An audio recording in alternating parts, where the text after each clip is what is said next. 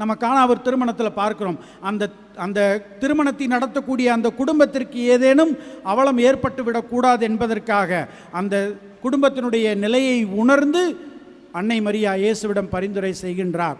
ஒருவேளை அன்னை மரியா முதலாக இயேசு சொல்வதை கேட்க விரும்பாதவராக இருந்தால் அது அவர் அடுத்தவர் மீது கொண்டிருந்த மானுட தோழமையினுடைய வெளிப்பாடாகத்தான் என்று அந்த நிகழ்வின் வழியாக நாம் புரிந்து கொள்கிறோம். அதே போல இயேசுவினுடைய சீடர்களை அன்னை மரியா ஒருங்கிணைத்தார் என்று நான் உங்களுக்கு சொன்னேன். இயேசுவை பெற்றுவிட்டதாலேயே இயேசுவினுடைய கனவையும் அன்னை மரியா தன்னுடையதாக மாற்றிக்கொண்டார்.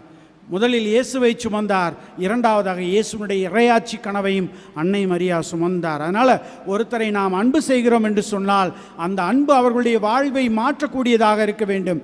அவர்களுடைய வாழ்வை நம்முடைய வாழ்வாக மாற்றிக்கொள்ளக்கூடியதாக இல்லாவிட்டால் அது உண்மையான அன்பு அல்ல என்பதை அன்னை மரியாவினுடைய வாழ்வு நமக்கு கற்றுத்தருகின்றது. அன்பார்ந்தவர்களே, இந்த 3 விதத்திலும் அன்னை மரியா ஒரு இறைவனுடைய மாபெரும் சீடத்தி என்பதை நாம் புரிந்து கொள்கிறோம். இந்த 3 பண்புகளையும் நாம் சிந்திக்கும் போது இந்த 3 பண்புகளும் நமக்கு சொல்வது என்ன? முதலாவதாக இன்னைக்கு நம் அன்னை மரியா இறை நம்பிக்கையினுடைய முன்மாதிரி என்று நாம் பார்த்தோம். இன்றைக்கு இறை நம்பிக்கைக்கு ஏற்படக்கூடிய சவால் அப்படின்னு சொல்லி பார்க்கும் பொழுது அது நம்முடைய உள்ளத்திலிருந்து தொடங்கு